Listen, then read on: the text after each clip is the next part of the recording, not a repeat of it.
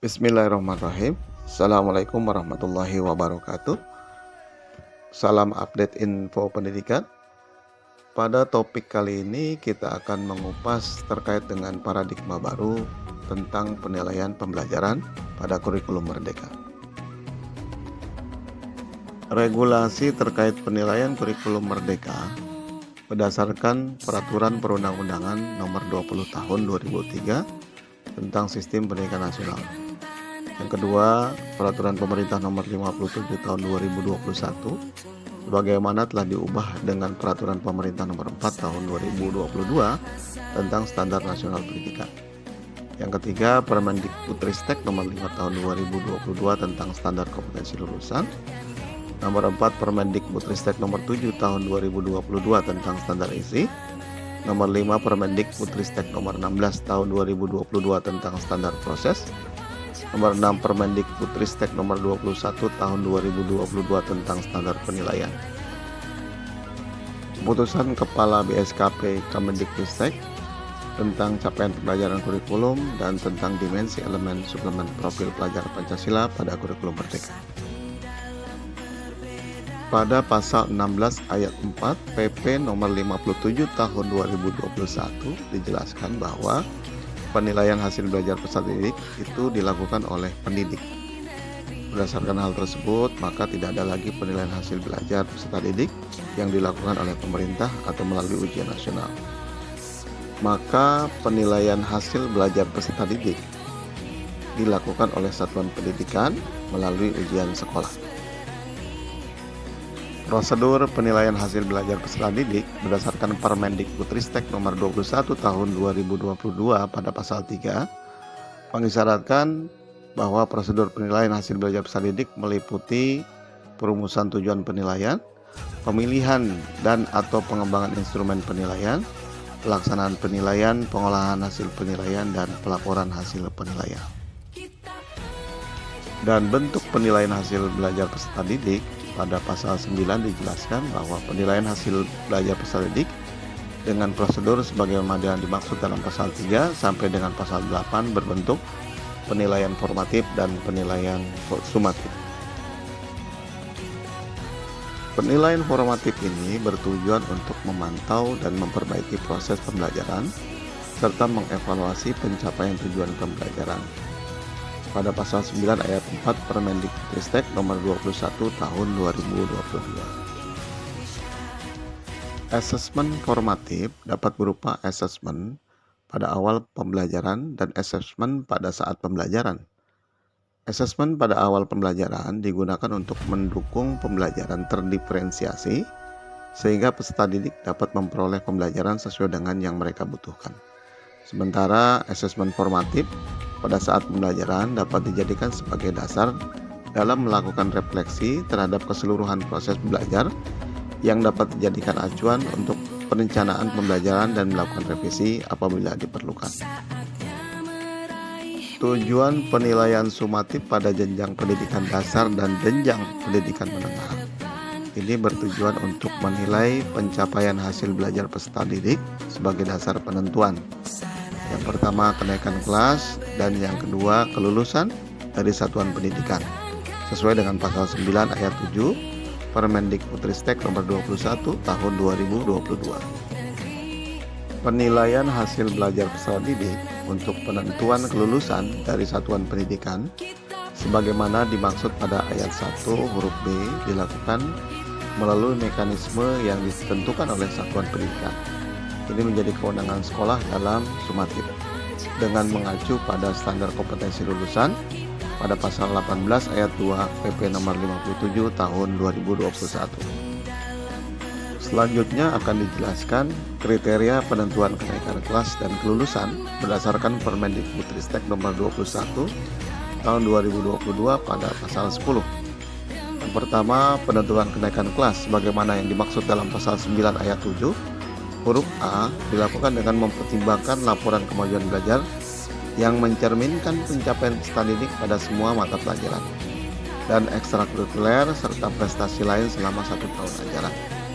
Yang kedua, penentuan kelulusan dari satuan pendidikan sebagaimana yang dimaksud dalam pasal 9 ayat 7 Huruf B dilakukan dengan mempertimbangkan laporan kemajuan belajar yang mencerminkan pencapaian peserta didik pada semua mata pelajaran dan ekstrakurikuler serta prestasi lain pada kelas 5 dan kelas 6 untuk sekolah dasar atau bentuk lain yang sederajat, juga untuk tingkatan SMP dan SMA yang sederajat. Satuan pendidikan memiliki keleluasaan untuk menentukan mekanisme dan format pelaporan hasil belajar kepada orang tua atau wali murid. Pada SD, SMP, SMA, dan SMK atau bentuk lain yang sederajat, satuan pendidikan dan pendidik memiliki keleluasaan untuk menentukan deskripsi dalam menjelaskan makna nilai yang diperoleh peserta didik. Laporan hasil belajar disampaikan sekurang-kurangnya pada setiap akhir semester. Satuan pendidikan menyampaikan rapot peserta didik secara berkala melalui e-rapot atau dapodik. Pada SD, SMP, SMA, dan SMK atau bentuk lain yang sederajat, satuan pendidikan memiliki keleluasaan untuk menentukan kriteria kenaikan kelas dengan mempertimbangkan laporan kemajuan belajar, laporan pencapaian proyek penguatan profil pelajar Pancasila, portofolio peserta didik, prestasi akademik, ekstrakurikuler, penghargaan peserta didik, dan tingkat kehadiran. Dalam proses penentuan peserta didik tidak naik kelas, perlu dilakukan musyawarah dan pertimbangan yang matang sehingga opsi tidak naik kelas menjadi pilihan yang paling akhir apabila seluruh pertimbangan dan perlakuan telah dilaksanakan. Banyak penelitian menunjukkan bahwa tinggal kelas itu tidak memberikan manfaat signifikan untuk peserta didik, bahkan cenderung memberikan dampak buruk terhadap persepsi diri peserta didik. Di berbagai negara, kebijakan tinggal kelas secara empiris tidak meningkatkan prestasi akademik peserta didik, terutama yang mengalami kesulitan belajar. Sehingga peserta didik yang pernah tinggal kelas secara statistik lebih rendah dibandingkan mereka yang tidak pernah tinggal kelas. Hal ini menunjukkan bahwa mengulang pelajaran yang sama selama 1 tahun tidak membuat peserta didik memiliki kemampuan akademik yang setara dengan teman-temannya. Baik, selanjutnya akan dijelaskan terkait dengan penilaian sumatif. Asesmen sumatif yaitu asesmen yang dilakukan untuk memastikan ketercapaian keseluruhan tujuan pembelajaran. Asesmen ini dilakukan pada akhir proses pembelajaran atau dapat juga dilakukan sekaligus untuk 2 atau lebih tujuan pembelajaran, sesuai dengan pertimbangan pendidik dan kebijakan satuan pendidikan. Berbeda dengan asesmen formatif, asesmen sumatif menjadi bagian dari penghitungan penilaian di akhir semester, akhir tahun ajaran, dan atau akhir jenjang. Baik, selanjutnya akan dijelaskan apa perbedaan penilaian formatif dan sumatif. Untuk penilaian formatif itu berupa penilaian harian atau PH. Kemudian untuk penilaian sumatif itu ada penilaian sumatif tengah semester yang disingkat dengan PSTS. Ada penilaian sumatif akhir semester atau PSAS. Penilaian sumatif akhir tahun PSAT untuk kelas 7 dan kelas 8. Dan penilaian sumatif akhir jenjang PSAJ untuk kelas 9. Penting untuk diperhatikan bahwa pendidik tidak mencampur penghitungan dari hasil asesmen formatif dan sumatif, karena asesmen formatif dan sumatif itu memiliki fungsi yang berbeda. Asesmen formatif bertujuan untuk memberikan umpan balik pada proses sehingga asesmen formatif bukan menjadi penentu atau pembagi untuk nilai akhir. Dalam mengolah dan menentukan hasil akhir asesmen sumatif, pendidik perlu membagi asesmennya ke dalam beberapa kegiatan asesmen sumatif agar peserta didik dapat menyelesaikan asesmen sumatifnya dalam kondisi yang optimal. Tidak terlalu terburu-buru atau tidak terlalu padat. Untuk situasi ini, nilai akhir merupakan gabungan dari beberapa kegiatan asesmen tersebut.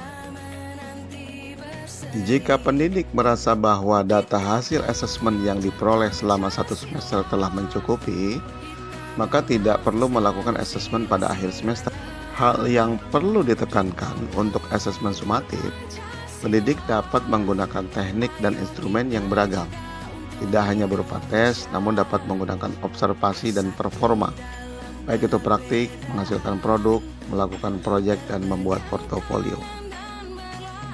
Untuk mengetahui apakah peserta didik telah berhasil mencapai tujuan pembelajaran, pendidik perlu menetapkan kriteria atau indikator ketercapaian tujuan pembelajaran. Kriteria ini dikembangkan saat pendidik merencanakan asesmen yang dilakukan saat pendidik menyusun perencanaan pembelajaran. Ini merupakan penjelasan atau deskripsi tentang kemampuan apa yang perlu ditunjukkan, demonstrasikan peserta didik sebagai bukti bahwa ia telah mencapai tujuan pembelajaran. Dengan demikian, pendidik tidak disarankan untuk menggunakan angka mutlak, misalnya 75, 80, dan sebagainya, sebagai kriteria. Yang paling disarankan adalah menggunakan deskripsi. Namun jika dibutuhkan, maka pendidik diperkenankan untuk menggunakan interval nilai, misalnya 70 sampai 85, 85 sampai 100, dan sebagainya. Berikut contoh deskripsi menggunakan kriteria. Dan selanjutnya ini adalah contoh yang menggunakan rubrik. Baik, selanjutnya diinformasikan terkait dengan tanggal pengumuman kelulusan peserta didik, sebagaimana yang dimaksud dalam pasal 6 ayat 2 yang ditetapkan oleh Peraturan Kepala Beskap Kemendikbudristek nomor 004/H/EP 2023 bahwa kelulusan SD, SDLB, program paket A atau bentuk lain yang sederajat ditetapkan pada tanggal 8 Juni 2023. Sedangkan untuk kelulusan SMP, SMPLB, program paket B atau bentuk lain yang sederajat ditetapkan pada tanggal 8 Juni 2023.